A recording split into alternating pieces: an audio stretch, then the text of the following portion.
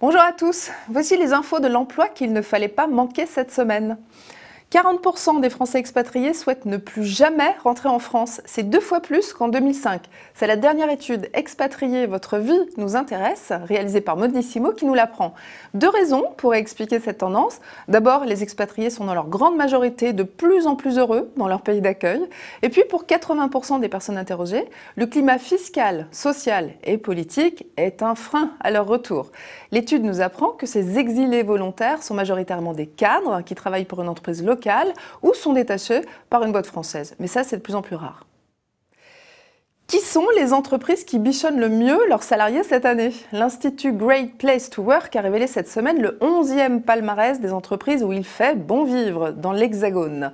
158 postulants et au final 59 employeurs récompensés, en 2 catégories, pour ne pas mélanger les David et les Goliath. Dans la catégorie des plus de 500, c'est toujours Microsoft, PepsiCo et Mars France qui décrochent le podium, comme l'an passé en fait. Et dans celle des moins de 500, ça ne change pas non plus, on trouve toujours NetApp, Octo et Accuracy France aux 3 premières places. Donc majoritairement des grands groupes américains et des startups françaises. Alors oui, ce genre de distinction est devenu un bon argument pour recruter. Simple vernis marketing ou véritable innovation sociale? À vous de nous raconter. On connaissait les vidéos pour surveiller les salariés sur leur lieu de travail, et il y a plus inventif. En Italie, les salariés de l'enseigne de restauration Elior, qui travaillent la nuit, sont obligés de porter une sorte de bracelet électronique. En fait, un boîtier avec GPS de localisation à la ceinture. Il se déclenche s'il ne bouge pas au bout de 90 secondes. Officiellement, c'est pour assurer leur sécurité. L'établissement aurait fait l'objet de 7 attaques à main armée selon la direction.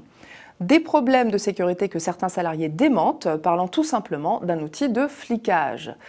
Dans le même registre, mais en France, la CNIL vient d'épingler une entreprise pour espionnage abusif de ses salariés. L'entreprise avait installé sur les claviers d'ordinateur ce qu'on appelle un keylogger, un logiciel qui permet d'enregistrer les frappes au clavier. Autrement dit, un mouchard qui voit tout ce que vous écrivez et chronomètre vos temps de pause. On n'arrête pas le progrès. Et pour terminer, un clin d'œil aux vieux au travail dans l'actu de la semaine. C'est le point commun qu'on a trouvé entre Bernard Tapie et RFF, Réseau Ferré de France. Bernard Tapie qui a affirmé « les vieux, c'est mieux ». Il parlait bien sûr des directeurs de journaux dont il apprécie la bouteille et le carnet d'adresses bien rempli.